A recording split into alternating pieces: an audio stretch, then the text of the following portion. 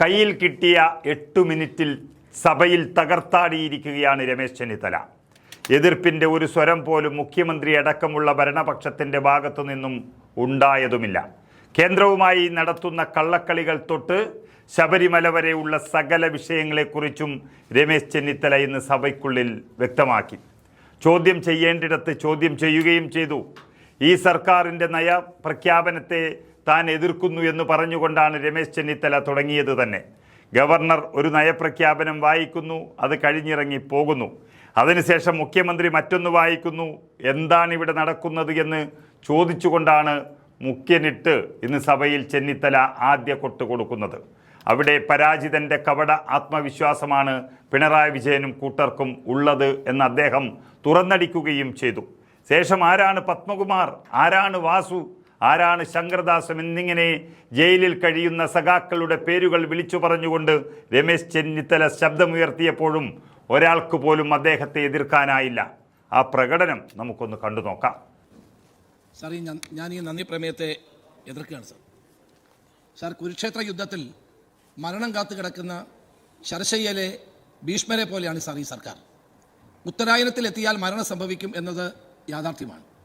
അപ്പോൾ സാർ, വരാൻ പോകുന്ന തെരഞ്ഞെടുപ്പോടുകൂടി ഈ സർക്കാരിൻ്റെ അന്ത്യം കുറിക്കാൻ പോകുന്നു എന്നുള്ളതാണ് വസ്തുത. സാർ, ഞാൻ നിരവധി തവണ നിയമസഭയിൽ വന്നിട്ടുള്ള ഒരാളാണ്. സാർ, എന്താണ് സാർ കഴിഞ്ഞ ദിവസം ഇവിടെ നമ്മൾ കണ്ടത്? ഗവർണർ ഒരു പ്രസംഗം വായിക്കുന്നു, ഗവർണറെ യാത്ര അയച്ച ശേഷം മുഖ്യമന്ത്രി വേറൊരു പ്രസംഗം വായിക്കുന്നു. അത് കഴിഞ്ഞ് സ്പീക്കർക്ക് ഗവർണർ എഴുതുന്നു, ഗവർണർക്ക് മറുപടി ഇല്ല എന്ന് സ്പീക്കർ പറയുന്നു. സാർ, പാർലമെന്ററി ജനാധിപത്യത്തിൽ പരസ്പരം പാലിക്കേണ്ട മര്യാദകൾ പാലിക്കുന്നില്ല എന്ന് മാത്രമല്ല, ഇവിടെ ഗവർണറും ഞങ്ങളും തമ്മിൽ യുദ്ധമാണ് എന്ന് നാട്ടുകാരെ ബോധിപ്പിക്കാനുള്ള ഒരു പാഴ്വേലയല്ലേ സാർ ഇത്? ഇവിടെ കേന്ദ്രവിരുദ്ധ സമരം നിങ്ങൾ നടത്തിയത് എവിടെയാണ് സാർ? നിങ്ങൾ ഡൽഹിയിൽ നടത്തിയതെങ്കിൽ മനസ്സിലാകും, നിങ്ങൾ രാജ്ഭവന് മുമ്പിൽ നടത്തിയാൽ മനസ്സിലാവും. നിങ്ങൾ നടത്തിയ സാർ രക്തസാക്ഷി മണ്ഡപത്തിലാണ് സാർ നടത്തിയത്. പാവൻ രക്തസാക്ഷികൾ ഇന്ത്യൻ സ്വാതന്ത്ര്യത്തിന് വേണ്ടി പടമെഴുതിയ രക്തസാക്ഷികൾ അവരെന്ത് ചെയ്തു സാർ? അപ്പൊ രാജ്ഭവന്റെ മുമ്പിൽ പോലും സമരം ചെയ്യാനുള്ള ആർജവം ഇടതുപക്ഷ ജനാധിപത്യ മുന്നണിക്കില്ല എന്ന് നിങ്ങൾ തെളിയിച്ചു. നിങ്ങൾ സമരം ചെയ്യുന്ന ഡൽഹിയിലായിരുന്നു, അത് ചോദ്യം ചെയ്തില്ല. കോട്ടയം രാജ്ഭവനിൽ ചെയ്യാൻ അതും ചെയ്തില്ല. സാർ, ഇവിടെ കേന്ദ്രവിരുദ്ധ സമരം എന്ന് പറഞ്ഞ് നിങ്ങൾ ആളുകളെ പറ്റിക്കാൻ ശ്രമിക്കുകയാണ്. സാർ, ഗവൺമെന്റിന് പ്രതിസന്ധി ഉണ്ടാകുമ്പോൾ നിങ്ങൾ എന്താ ചെയ്യുന്നത്? നിങ്ങൾ ഗവർണറുമായിട്ട് വഴക്കിടും, ഗവർണറുമായിട്ട് പ്രശ്നം ഉണ്ടാക്കും. ഞങ്ങൾ അന്ന് തന്നെ പറയുന്നുണ്ട്, ഗവർണറും നിങ്ങളും തമ്മിലുള്ള ഒത്തുകളിയാണ്, നിങ്ങളും ഗവർണറും തമ്മിലുള്ള കള്ളക്കളിയാണ്. സാർ, ഇവിടെ VC നിയമനവുമായി ബന്ധപ്പെട്ട് എന്തെല്ലാം പ്രശ്നങ്ങളാണ് ഉണ്ടായത്? ആ VC നിയമനവുമായി ബന്ധപ്പെട്ട് ഗവർണർക്കെതിരെ എന്തെല്ലാം കരിങ്കൊടി പ്രകടനം നടത്തി. SFIക്കാരും DYFIക്കാരും സംഘീയ ഗവർണർ എന്ന് പറഞ്ഞ് അദ്ദേഹത്തെ എത്ര തവണ തടഞ്ഞു? സാർ, ഭാരതാംബയുടെ ചിത്രം വെച്ചു എന്ന് എൻ്റെ പേരിൽ അനുമതി നിഷേധിച്ച രജിസ്ട്രാറെ പുറത്താക്കി. സാർ, അവസാനം ആ അനിൽകുമാർ എന്ന രജിസ്ട്രാർ മാത്രമാണ് സാർ രക്തസാക്ഷിയായത്. സാർ, VCമാരെ നിയമിക്കാൻ നിങ്ങൾ പങ്കിട്ടെടുത്തില്ലേ? VCമാരുടെ നിയമനത്തിൽ നിങ്ങൾ മുഖ്യമന്ത്രിയും ഗവർണറും ചേർന്ന് മെരിറ്റ് അല്ലല്ലോ സാർ നിങ്ങൾ നോക്കിയത്, നിങ്ങൾ പങ്കിട്ടെടുത്തു. നിങ്ങൾ ഗവർണറുമായിട്ട് എന്ത് പ്രശ്നമാണ് ഇവിടെ? ഗവർണറെ നിങ്ങൾ പങ്കിട്ടെടുത്തപ്പോൾ നിങ്ങളുടെ പ്രശ്നം തീർന്നു. അപ്പോൾ നിങ്ങൾക്ക് വേണ്ടത് പങ്കുവെപ്പാണ്. ഗവർണറുമായി കേന്ദ്ര ഗവൺമെന്റുമായി നിങ്ങൾ ഒത്തുതീർപ്പിലാണ്. കേരളത്തിലെ മുഖ്യമന്ത്രി എന്തെങ്കിലും നരേന്ദ്രമോദിയെ വിമർശിച്ച് കേട്ടിട്ടുണ്ടോ? അമിത്ഷായെ വിമർശിച്ച് കേട്ടിട്ടുണ്ടോ? നരേന്ദ്രമോദിക്കെതിരായി ഈ സഭയിലോ പുറത്തോ ഒരു വാക്ക് സംസാരിക്കാൻ തയ്യാറാകുന്നുണ്ടോ? കാരണം നിങ്ങൾ തമ്മിലുള്ള ധാരണയാണ്, നിങ്ങൾ തമ്മിലുള്ള ധാരണ വളരെ വ്യക്തമാണ്. നിങ്ങൾക്ക് യാതൊരു ആത്മാർത്ഥതയുമില്ല എന്ന് മാത്രമല്ല, നിങ്ങൾ കേന്ദ്ര ഗവൺമെന്റുമായി നിങ്ങൾ ഒത്തുതീർപ്പിലാണ്. കഴിഞ്ഞ നിയമസഭാ തെരഞ്ഞെടുപ്പിൽ നിങ്ങൾ തെളിയിച്ചതാണ്. BJPയുടെയും BDJSന്റെ വോട്ട് വാങ്ങിയിട്ടാണ് തുടർഭരണം ഉണ്ടായത്. വീണ്ടും ആ തുടർഭരണം അങ്ങനെ ഒരു കൂട്ടുകെട്ടുണ്ടാക്കാൻ നിങ്ങൾ ശ്രമിക്കുന്നു.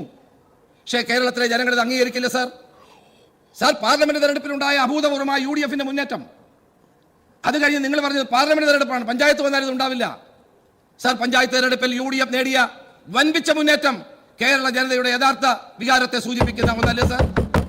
സാർ, പഞ്ചായത്ത് ഉപതെരഞ്ഞെടുപ്പുകളിൽ ഞങ്ങൾ നേടിയ വിജയം, പഞ്ചായത്ത് തെരഞ്ഞെടുപ്പിൽ നേടിയ വിജയം, ചേലക്കര ഒഴിച്ചുള്ള എല്ലാ ഉപതെരഞ്ഞെടുപ്പുകളിലും UDF നേടിയ വൻപിച്ച വിജയം, ഇതെല്ലാം ജനവികാരത്തിന്റെ യഥാർത്ഥ അളവുകോലല്ലേ സാർ? ജനങ്ങൾ എവിടെ നിൽക്കുന്നു എന്നുള്ള അളവുകോലല്ലേ സാർ? 2026 മെയ്യിൽ നടക്കാൻ പോകുന്ന നിയമസഭാ തെരഞ്ഞെടുപ്പിൽ 100 സീറ്റ് നേടി ഞങ്ങൾ അധികാരത്തിൽ വരും എന്ന കാര്യത്തെ തർക്കം വേണ്ട. നിങ്ങൾ പ്രകടിപ്പിക്കുന്നത് പരാജിതന്റെ കപട ആത്മവിശ്വാസമാണ്. നിങ്ങൾ പ്രകടിപ്പിക്കുന്നത് പരാജിതന്റെ കപട ആത്മവിശ്വാസമാണ് മുഖ്യമന്ത്രിക്കും അപ്പുറത്തുള്ള ആളുകൾക്കും ഉള്ളത്. നിങ്ങൾ ഇത്രയും തോൽവി ഏറ്റുവാങ്ങിയിട്ട് നിങ്ങൾ ആ കപട ആത്മവിശ്വാസം പ്രകടിപ്പിച്ചുകൊണ്ടിരിക്കുന്നു. അതിന് ജനങ്ങൾ മറുപടി നൽകാൻ പോവുകയാണ്. സാർ ഇവിടെ നടക്കുന്നത് എന്താണ് സാർ? ന്യൂനപക്ഷ ഭൂരിപക്ഷ വർഗീയതയെ നിങ്ങൾ പരസ്പരം താലോലിക്കുന്നു. പാർലമെന്റ് തെരഞ്ഞെടുപ്പിൽ നിങ്ങൾ ന്യൂനപക്ഷത്തെ പറ്റിയാണ് വാചാലമായി സംസാരിച്ചത്. കേരളത്തിന്റെ മുഖ്യമന്ത്രി CIAയുടെ കാര്യമാണ് എല്ലാ യോഗങ്ങളിലും പ്രസംഗിച്ചത്. ഈ സംസ്ഥാനത്തെ ന്യൂനപക്ഷങ്ങൾ ദേശീയ ബോധം ഉൾക്കൊണ്ടുകൊണ്ട് UDFന് അനുകൂലമായി വോട്ട് ചെയ്തപ്പോൾ നിങ്ങൾ അവരെ പുറങ്കാലുകൊണ്ട് അടിച്ചു. ഭൂരിപക്ഷത്തെ നിങ്ങൾ ആലിംഗനം ചെയ്യുന്ന കാഴ്ചയാണ് ഇപ്പോൾ കാണുന്നത്. ഇപ്പൊ നിങ്ങൾ ഭൂരിപക്ഷ വർഗീയതയെ താലോലിക്കുന്നു. ഭൂരിപക്ഷ വർഗീയതയെ താലോലിക്കാൻ വേണ്ടി ഇത്രയും കാലം ഇല്ലാതിരുന്ന ശബരിമല അന്തർദേശീയ സമ്മേളനം നിങ്ങൾ നടത്തുന്നു. ആഗോള സംഗമം. ശബരിമല ആഗോള സംഗമത്തെ പറ്റി നിങ്ങൾ ഓർത്തത് പാർലമെന്റ് തെരഞ്ഞെടുപ്പിലെ പരാജയത്തിന് ശേഷം മാത്രമാണ്. ആഗോള സംഗമം കഴിഞ്ഞെന്താ സാർ ഉണ്ടായത്? നിങ്ങൾ നിങ്ങളുടെ ഓരോ പ്രവർത്തനങ്ങളും എടുത്തു നോക്കിയാൽ കേരളത്തിലെ ന്യൂനപക്ഷ വിഭാഗങ്ങളെ തള്ളിക്കളഞ്ഞുകൊണ്ട് ഭൂരിപക്ഷത്തിന്റെ വോട്ട് നേടാനുള്ള രാഷ്ട്രീയ തന്ത്രമാണ് നിങ്ങൾ സ്വീകരിക്കുന്നത്. സാർ, AK ബാലന്റെ പ്രസംഗം എന്താണ് സാർ?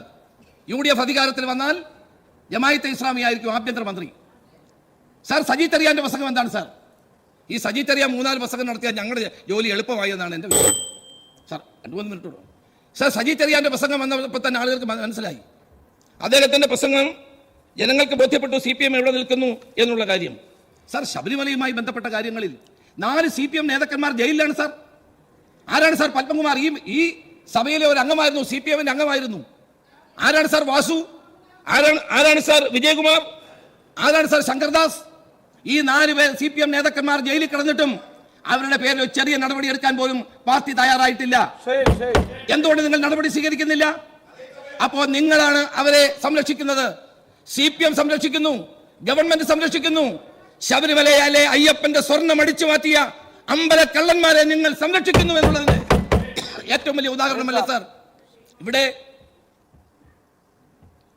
ഈ അന്വേഷണം മുന്നോട്ട് പോകുമ്പോൾ ഗവൺമെന്റ് എന്താ ചെയ്യുന്നത്? SITയുടെ മേൽ നിങ്ങൾ സമ്മർദ്ദം ചെലുത്തുന്നു. നിങ്ങൾക്ക് SIT കുറ്റപത്രം പോലും കൊടുക്കുന്നില്ല. അവരെല്ലാം പുറത്തു വരാൻ പോവുകയാണ്. SIT എന്തുകൊണ്ട് പാർഷ്യൽ കുറ്റപത്രം പോലും സമർപ്പിക്കുന്നില്ല എന്നുള്ളത് ഏറ്റവും പ്രധാനപ്പെട്ട കാര്യമല്ലേ സാർ?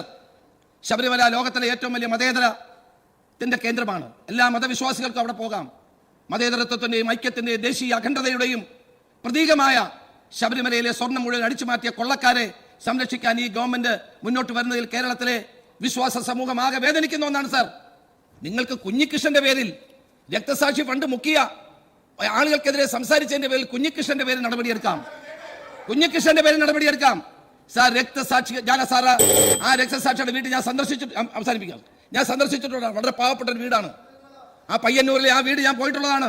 ആ പാവപ്പെട്ട ആ ആളുകൾക്ക് വേണ്ടി സംഭരിച്ച പണം അടിച്ചു മാറ്റിയ ആളുകളുടെ കാര്യം തുറന്നു പറഞ്ഞതിനാണ് കുഞ്ഞികൃഷ്ണനെ നിങ്ങൾ പുറത്താക്കിയത്.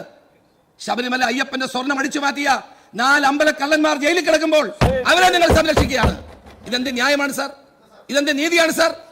ഒരു പാർട്ടി ചെയ്യേണ്ട കാര്യമാണോ ഇത്? ഇതാണ് ജനങ്ങൾ നിങ്ങളുടെ മുമ്പിൽ. നിങ്ങൾ എത്ര ഗൃഹസന്ദർശനം നടത്തിയാലും നാട്ടുകാരെ കള്ളം പറഞ്ഞ് ബോധ്യപ്പെടുത്താൻ ശ്രമിച്ചാലും ഈ ഉയർന്നു നിൽക്കുന്ന ചോദ്യത്തിന് മറുപടി നിങ്ങൾക്ക് പറയാതിരിക്കാൻ നിങ്ങൾ പറയേണ്ടി വരും.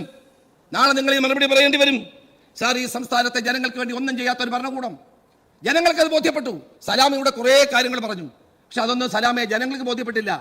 അതുകൊണ്ടാണ് നിങ്ങൾ പരാജയപ്പെടുത്തിക്കൊണ്ടിരിക്കുന്നത്. അപ്പൊ കേരളത്തിലെ ജനങ്ങളെ സംബന്ധിച്ചിടത്തോളം ഈ ഭരണം മാറണമെന്നുള്ള ജനങ്ങളുടെ ആഗ്രഹമാണ്. ജനങ്ങൾ നിശ്ചയിച്ചുറപ്പിച്ച ഒരു കാര്യമാണ്. ഈ സംസ്ഥാനത്തെ ജനങ്ങൾ UDFനെ അധികാരത്തിൽ കൊണ്ടുവരാൻ വേണ്ടി കാത്തിരിക്കുന്ന ഒരു കാര്യമാണ്. തീർച്ചയായും കേരളത്തിന്റെ പുരോഗതിക്കും വളർച്ചയ്ക്കും കേരളത്തിലെ 3.5 കോടി ജനങ്ങളുടെ